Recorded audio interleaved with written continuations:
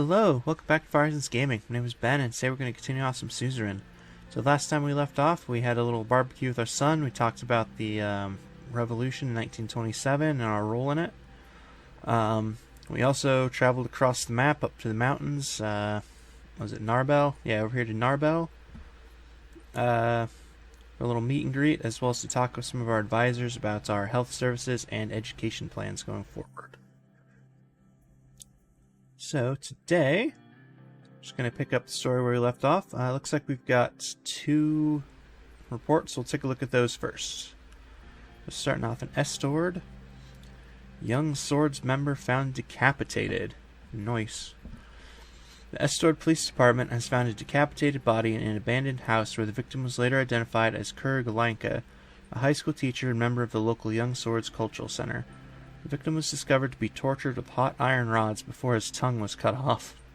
Police suspect the Red Youth are responsible for the incident. The incident has not been made public. Wow. Okay, that is messed up, man. This country is definitely spiraling out of control here, and we're trying to head it off, and I don't know if that's gonna work. Alright, over to Morbel for a mining disaster. A coal mine has collapsed in Morbel. Emergency response teams were dispatched immediately. Due to the sheer size of the disaster, additional manpower and supplies are requested from nearby cities. Initial investigation shows an underground fire has started due to the neglect and working situations by the Nidam mining group. Current death toll is at 82 and counting. Yeah. That's lovely. That's part of why they're trying to campaign. Well, not them specifically, but whoever it was in episode 2 ago is campaigning to try to get us to work on improving workers' rights. Alright, well, looks like we got 2 more reports here in Wholesword. Let's look at them. The NFP on reforms. Casaro Keebner, leader of NFP, has announced today that the NFP is completely against any threshold reform. He specifically emphasized that this would lead to unwanted elements entering the assembly, and that he is outright against any changes to the 10% threshold. Huh, okay. So, unwanted elements, that's... seems like some really slippery language there. Alright, and last but not least, Workers' Rights Bill nears completion. Oh, nice, that's what I was just talking about. The Workers' Rights Act of 1954, proposed by Alban Clavin and supported by Minister of Health Pascal Bennywool, is being prepared for the first draft review. Voices from the labor union showed strong signs of support. A session dedicated to the bill in the Assembly proved contentious. The people that form the backbone of the Swedish economy will finally be fully protected by extensive laws, Katarina Horton said, receiving both cheers and boos. Nice. Alright, so now we are looking at an order to stop the operations of youth organizations with potential links to the instability. Interesting, okay. Stability Order of 1954. An investigation on the influence of the Young Swords and Red Youth organizations on the post-assassination unrest has concluded. Both organizations haven't officially organized or called for illegal actions, but several low to mid-level leaders from both have links to insightful actions that led to deaths, injuries, and instability. This allows us to ban the organizations. Alright, this is definitely a tough choice. So on the one hand, banning them might potentially head off some of this violence, but probably not. So honestly, the ones who are doing all the violence, they're not going to care whether what they're doing is illegal or not, because it's already illegal. So banning the organizations really just sounds like it's going to be stifling free speech, which doesn't sound like a good idea.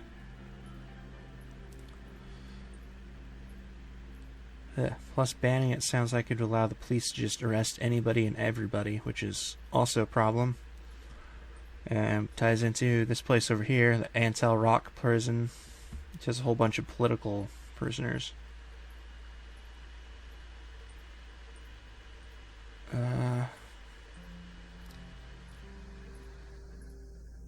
Yeah, I mean, it straight up says they haven't officially organized or called for legal actions. Which means it's just people acting on their own. So I don't know if we can... I'm going to say don't ban. It might very well be a bad idea, but we're going to go for it. So that sounds like punishing everybody for the actions of a minority. Well, we'll see what happens. That might come back to bite me, but it's alright. Okay, whoops, I clicked a little too fast, but that's alright. So we're just heading to the Room Palace to work on that draft bill. So, I was walking into my office, since today was the day to edit and make the final changes for the proposal to change the Constitution of Swordland. Oh, it's the Constitution, not the Workers' Bill. Whoops, oh well. The Reform Committee finally bore tangible results, and the draft of the changes are about to be presented to me. I walked in the marble corridors of the palace, thinking about the huge decisions I was going to take. Shouldn't that be make? Whatever, it's fine. At the entrance to my office, my secretary Olivia greeted me. Good morning, Mr. President. Good morning, Olivia. How are you today, sir? I'm about to make very stressful decisions, so not feeling that great. Sorry to hear. She paused before taking my coat. It looked like she had something on her mind. Mr. Rain, can you give me hints about your reform plans? If you ask me, taking away the judge's immunity is long overdue, but it might anger a lot of people in these halls.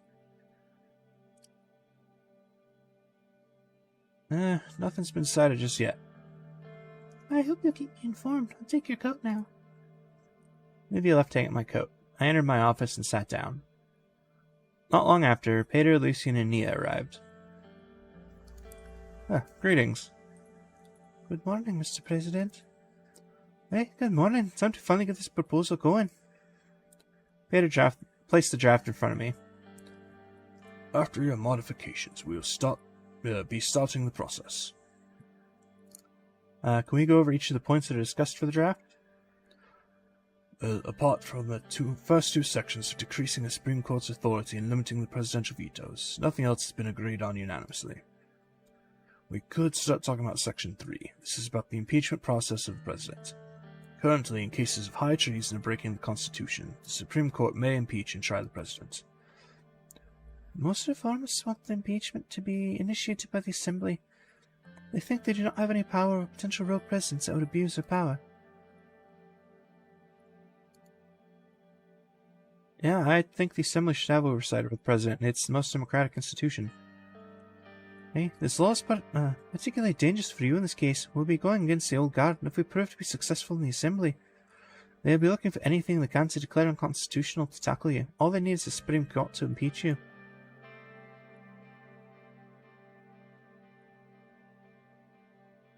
We should probably define a more refined impeachment process. Yes, we'll be collaboratively working on the specifics. Section 4. This is regarding the appointment of ministers. Currently, the President is free to appoint anyone from members of Assembly. Nobody else is involved in the process. There is definitely demand to involve the Assembly in the process.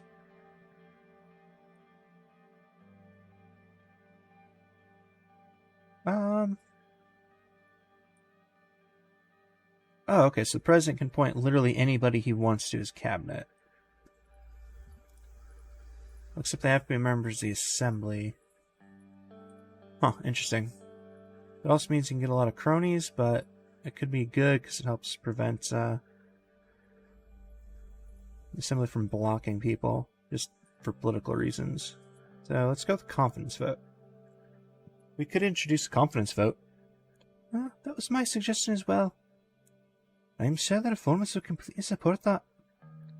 The fifth section is about our infamous electoral threshold. Most reformers want to lower the threshold as much as possible. Mr. Richter and his PFJP definitely want to see change on this topic. They find our 10% threshold to be anti-democratic, which is something I also agree with. Hey, yes, but this is a delicate matter. The party, and I mean, not even Alban wants us to change the threshold. They think that this will destroy our party in the long term. Not wrong. The 10% threshold is what allowed us to control half of the Assembly with only a 30% majority in the elections.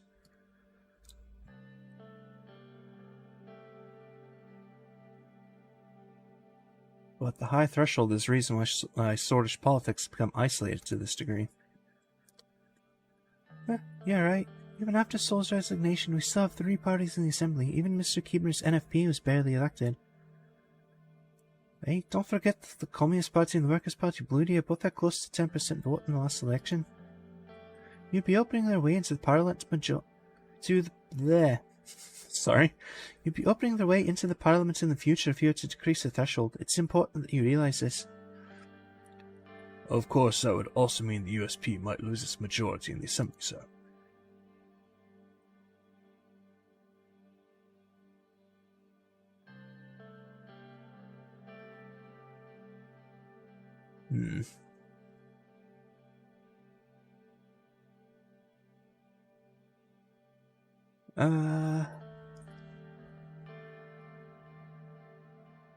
Build number 2, why not?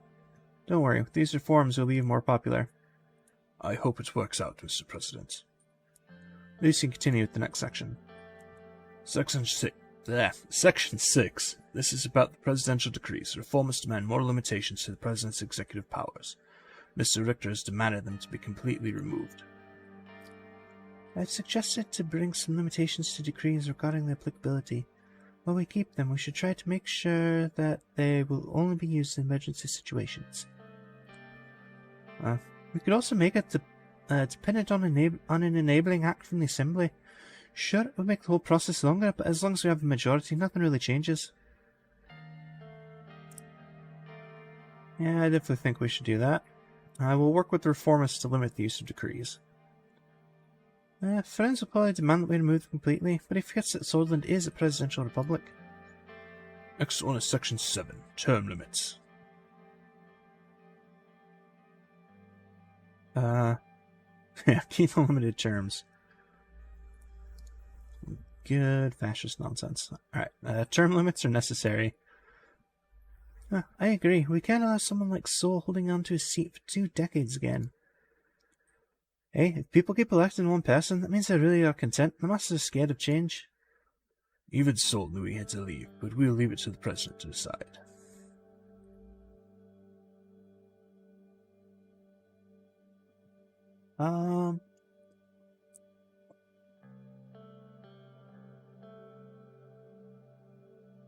Yes, he did, but it took a long time. Now we'll move on to the 8th section. We are reaching the end. It keeps saying unto, which is really strange, but that's okay. It's the question about the immunity of the judges. While the anti-old guard sentiment is increasing, there are talks that taking away their immunity would give us authority over judiciary. I do not support taking away the power for yourself, Mr. President. The judiciary must be independent and long-lasting. While I agree that the current court members are problematic, this is no way to resolve it. The law is supposed to ensure the judiciary's independence by giving legal protections that it can't be pressured. I can't say judiciary today for some reason.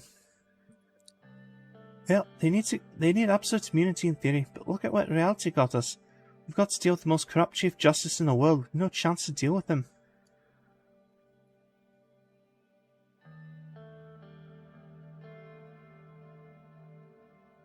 Yeah, they should be able to be impeached. Why do I get to be impeached but not them? Right, exactly. But it would be tougher to persuade the judges with this. Mrs. Edmonds may not want to cooperate you if they believe you're going to get rid of them afterwards. And the last one is the question about Sol's legacy. Basically, his Member of Honor law. It gave him absolute immunity even when he's retired. He is a permanent member of the Assembly as well, but luckily he doesn't really attend anymore. According to the Constitution, the Member of Honor not only has legal immunity, but the state also covers most of their expenses as well as providing security at all times. It can only be given to someone by an absolute majority vote in the Assembly and the approval of the President. That's why only talking Sol is the title. He gave it to himself right after his military coup. This law is basically made to save the Colonel and has a symbolic importance for Solon because of it. We must get rid of this since it's the law that protects him. He should be able to face justice for the atrocities that have taken place during his rule.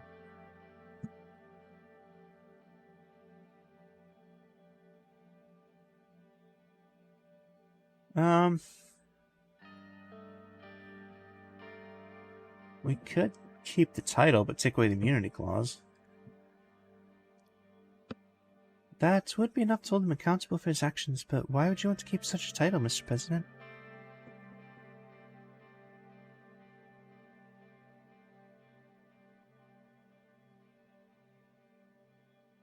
I mean, it's just a title. Well, regardless of what Mr. Suzerain decides, we'll need to work together to push this agenda. Alright, well, let's start working on the draft. Alright, Section 1, Presidential Vetoes. According to Article 7782, the President may veto a bill by returning it to the Assembly with a written statement. The articles do not contain any information on how to override a veto. As a consequence, the President has an absolute veto power that cannot be overridden by the Grand National Assembly under any circumstances. Okay. So I can either remove vetoes altogether, or limited vetoes, so 3/5 majority can override a veto. We'll go with that one. Okay, Constitutional Amendment Process. According to Article 5 of the Constitution, an amendment may be proposed by members of the Assembly with at least 150 signatures. A 2/3 majority vote in the Grand National Assembly and a simple majority vote in the Supreme Court is required for the amendment. As a consequence, the Supreme Court, which is not part of the elected legislative branch, has enormous power in the amendment process. Our only option is to remove the Supreme Court vote, which, I mean, obviously. Alright. Section 3, Impeachment Process. According to Article 17, the President of Swordland is not responsible for the actions performed in the exercise of presidential duties, except in the case of high treason or violation of the Constitution. In such cases, the President may be impeached by the Supreme Court in joint session, with an absolute majority of its members.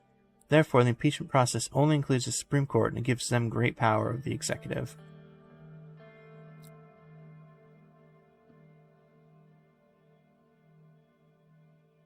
So I can either leave it like that, like so the President cannot be impeached. So just the Assembly may impeach, or the Assembly and the Supreme Court may impeach. The President may be impeached with 2/3 majority vote, both the Assembly and the Supreme Court. We'll go with that one. Appointment of Ministers. According to the Constitution, the President appoints the ministers to the Council of Ministers from elected members of the Assembly. This requires no confidence vote from the Grand National Assembly. So I can either leave it so that the President can do what he wants, or a confidence vote. The President may nominate ministers, require a confidence vote from the Assembly, or the Assembly nominates ministers which the President can then choose from. We'll go with the confidence vote. Alright, Electoral Threshold. According to Article 50, a political party needs a minimum of 10% of the total national vote to win seats in the Grand National Assembly. The votes of the parties who pass the threshold are redistributed proportionally, meaning USP, which currently holds the lead, would be the main beneficiary. So I can either decrease the threshold to 8%, or 3%, or leave it alone.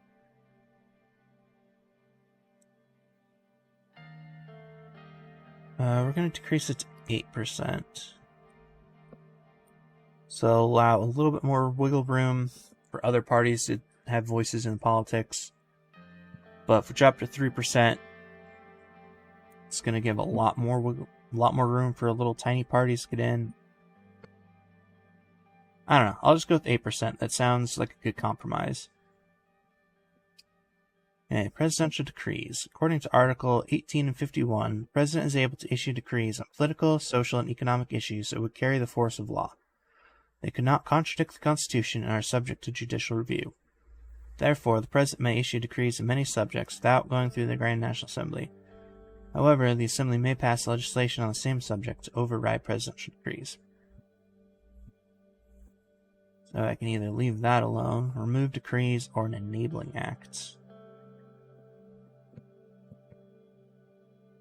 The President will not be able to issue decrees that carry the force of law without an enabling act from the Grand National Assembly. The President cannot issue decrees.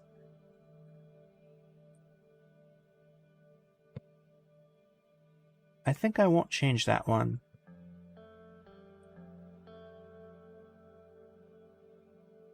Basically, that would just be like a presidential order.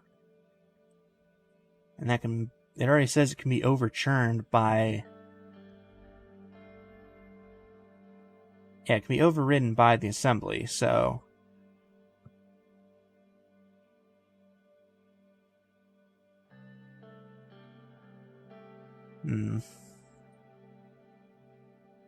This one's a tricky one, too.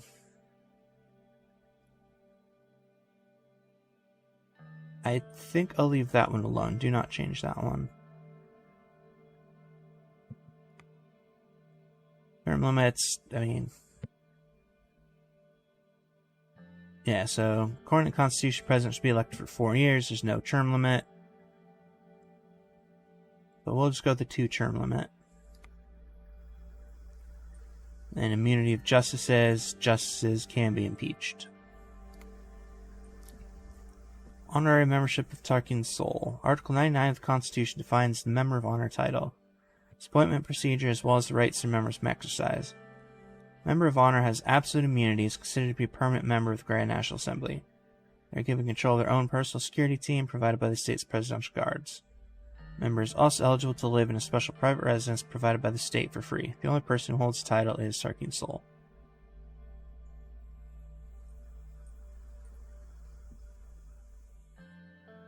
Now, do I want to just straight up remove it? I guess so. All presidents are immediately honorary members, or just get rid of the immunity. No. Screw it. Let's just get rid of it in general. Yep. About to make constitutional changes to Swordsland. Yep. It's probably going to backfire, but we're going for it. Alright. After I made the final changes for the proposal, I showed it to my team. They read the changes and discussed it amongst themselves. Lucian spoke afterwards. Looks like the amendments are ready to be proposed. But I have to say this too. The new electoral threshold will be really difficult for the party to accept. Our guys are not fond of that idea. That's true. It will be tough to get all their support. Some of our members may try to openly fight against this. We'll figure it out. We will all do our best to make it work, sir. Any other comments before we proceed? I will say that I do not agree with the new law that gives the Assembly the power to impeach the judges of the Supreme Court.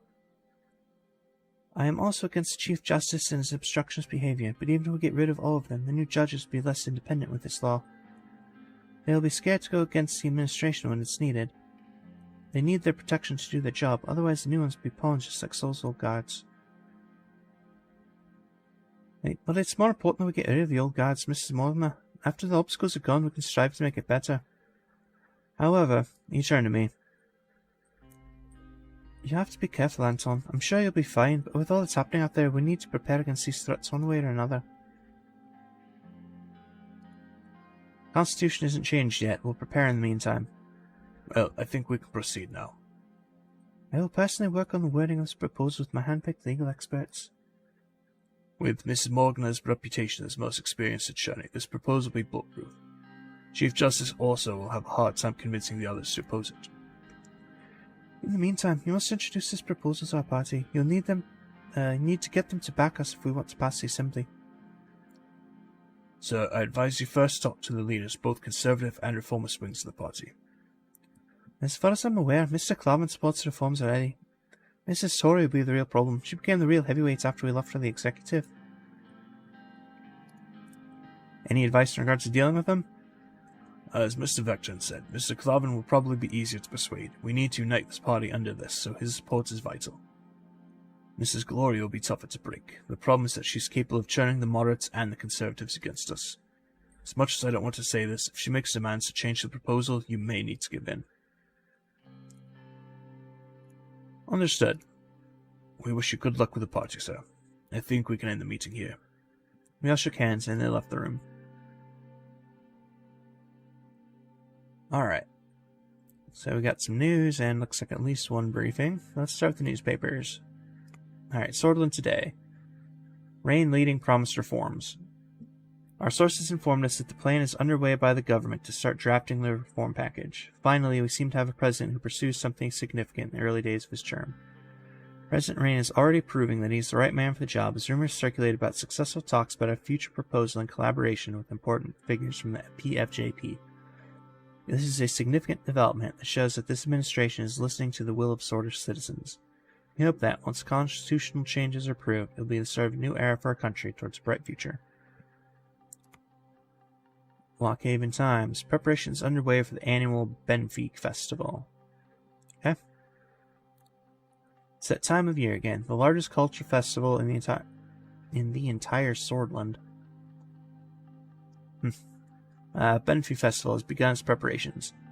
This year's venue is picked to be the newly built Benfica High Arts Center with a total capacity of 8,000 people. For those who do not have tickets, can, as always, enjoy the events that span the whole city. There's so many weird grammar things in this game. Especially after the recent events, we can't wait for 4 days of panels, theater plays, exhibitions, and music. Alright, we're going to update in our journal. It's just that I've signed a draft constitutional change package to reform the country. Alright. Reform Committee started preparations. Vice President Vectorn reported that, along with Lucy and Galad, the committee has started working on the written aspects of the package as per the needs outlined previously.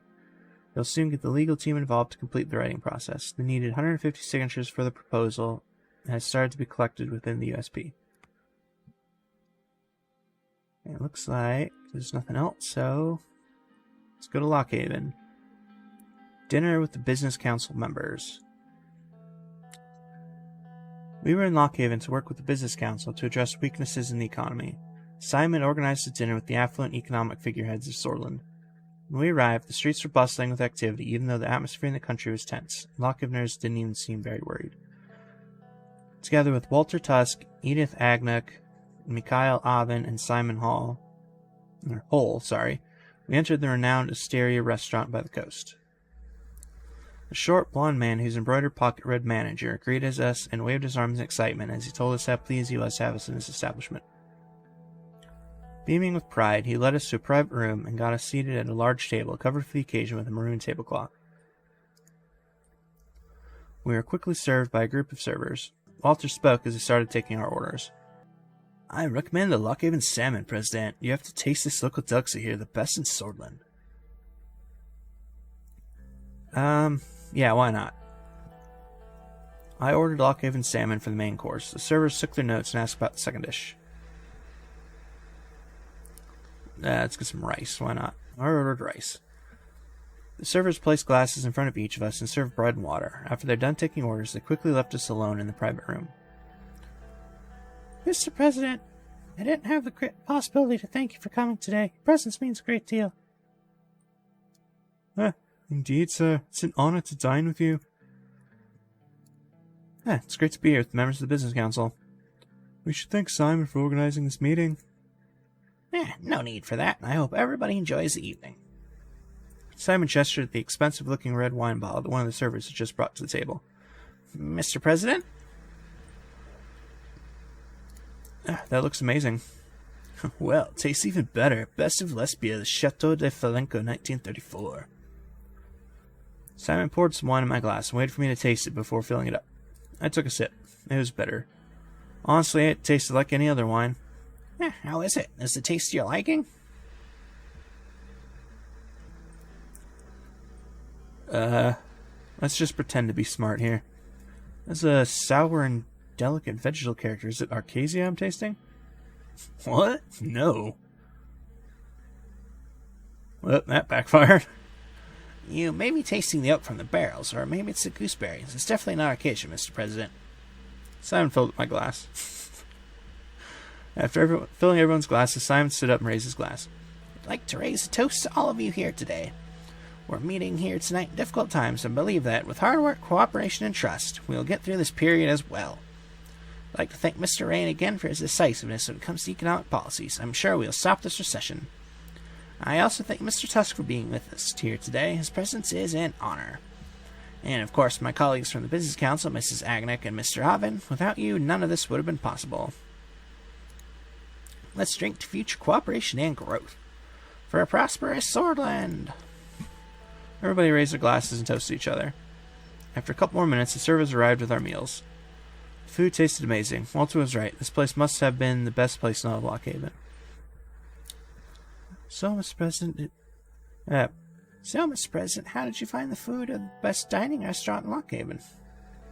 That makes a sense up. That's okay.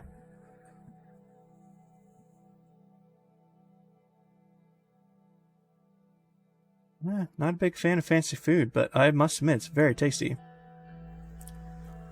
Says the man visiting one of the finest restaurants in Swordland.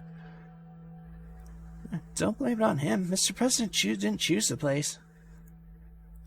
Alright, I'm just really screwing up her voice, but whatever, that's fine. How are things going in the Moon Palace? The pressure must have increased after you attended that funeral.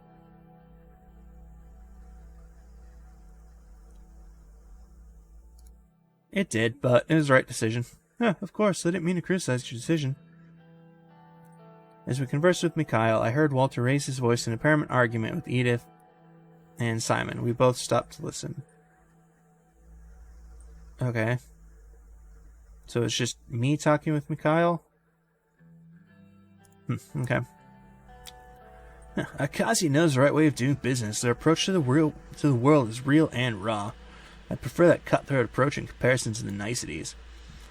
Well, I mean, it's a nice country to visit too. I have traveled there often on business trips. Their attitude on all countries are nice to visit if you have the cash.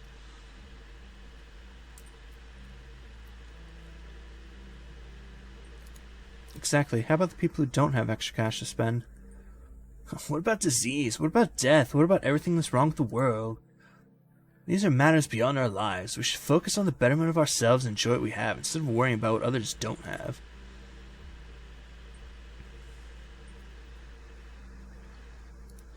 Old men plant trees whose shade they'll never sit under.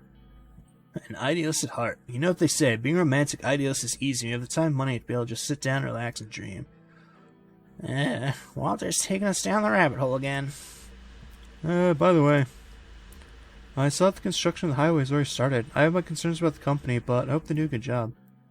I expect that the project will bring new investments for Magnolia. The mood is already becoming positive. I have to congratulate Mr. Rain for starting such a massive project.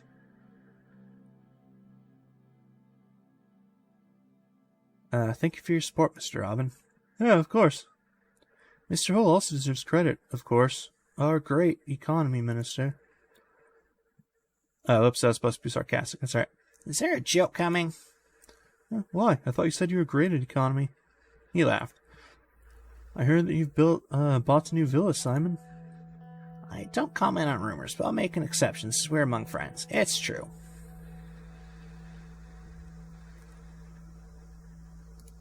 A new villa's a bit much, especially in this economy when people are suffering. So what? My car collection's nearing the 40 mark. They're all old-timer models.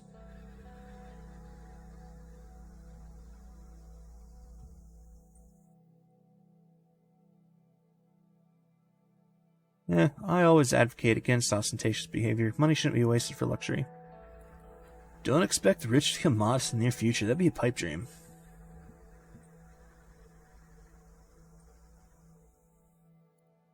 Some people are more sensible. I believe balance is possible. I agree. He agrees as he just bought a massive new villa. Whatever.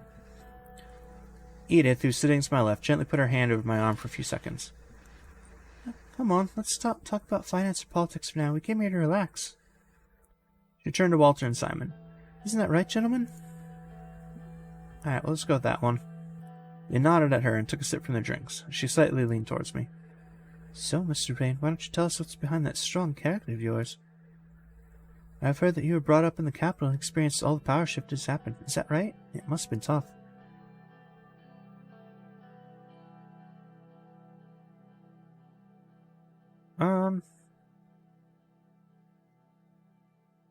It was a difficult time as the capital, but I've learned a lot about politics. It all makes sense now. I never met your family, Mr. President. How are they doing, if you don't mind me asking?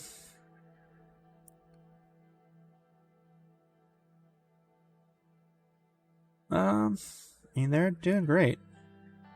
That's great to hear. Your son must be very proud of you. Family's everything. My advice would be to make sure that Frank has a solid relationship with you. He is your future, after all.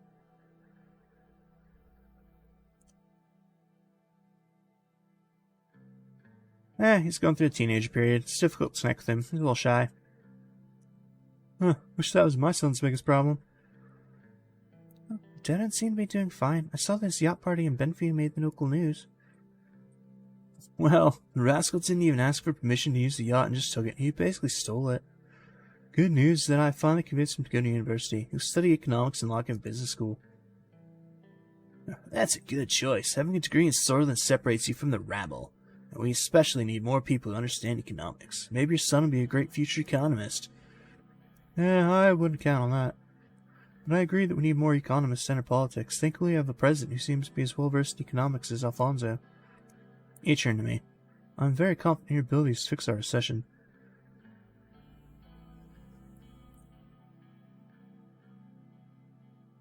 Look what he caused. Studying doesn't get you to the finish line. True, but I think it's his ambition that brought him down. Too many big changes in such a short time frame. A correction. It wasn't his policies that destroyed him. It was the old guard. What do you mean? He threatened their economic power base over the country through a vast privatization plan. They removed him and backed you after.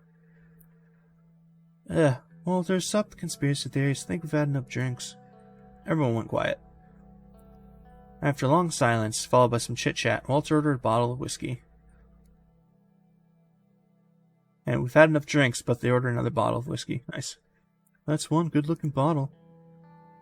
The waiters brought one of the finest Sarkeesian whiskeys. It was time for a toast. Yep, I stood up to give a toast.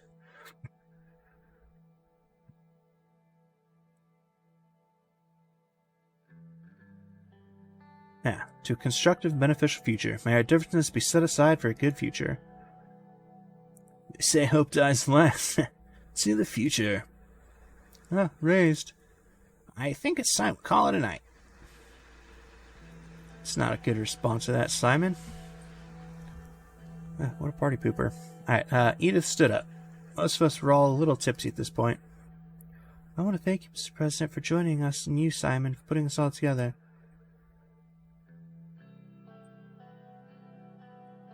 Yeah, thank you all for being here. Yeah, it was great. Thank you. Thanks for being here. After bidding our farewells, we slowly walked out the restaurant. The moon was shining bright as everyone except Walter left in their luxury cars. President, a moment alone, please. He called me inside the small VIP lounge. What do you want? Usually the Lothar spokesman doesn't directly comment on the administration, but I'd like to say a few things since this was a special evening. Sure, if you have to. Finally, a president listens to the people. It won't be easy to pass a new constitution through the Assembly and the Supreme Court. We could help you get it through if you in return help us with a few economic requests. Walter lit a cigar and took a few drags before continuing. The consensus that we see eye to eye in the economic direction you've taken by promoting market economy. I'm glad that the group is supportive of the decision. It was calculated. There are many who put their trust in you. Walter smiled. He looked me in the eye. You rejected our previous discreet offer to pick Underhall Construction for the execution of the first mega infrastructure project. This action led to disappointment in the group. We are aware of the upcoming tax meeting, and it would be a step in the right direction if private corporations would get a tax cut. To boost the economy with job creation, of course, and the positive side effect would be our support to the administration throughout the entire term.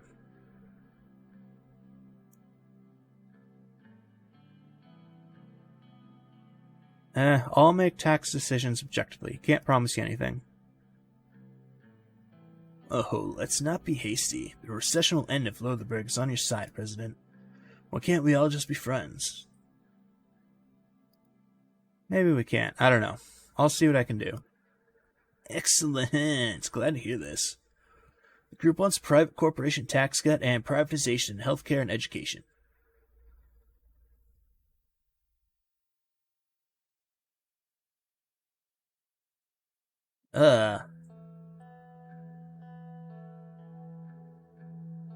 See, if it was just a tax cut, I'd be okay with that.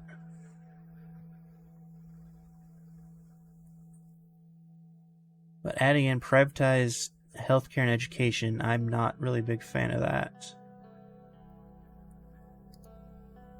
That's too much of an ask. On third thought, I have to reject. That's a shame. I did offer you a peace branch. There's an awkward silence. Either way, President, we're here and always ready to work with you if you change your mind. Don't forget that. I'll think about it, but not now. Walter left and Serge came to pick me up. I entered the car and we drove to our residence in Lockhaven. Serge took the seaside route. Nice. Okay, so looks like we've got a couple newspapers and a couple reports. But I think it's about all the time I've got for right now, so I'll call it an episode here today.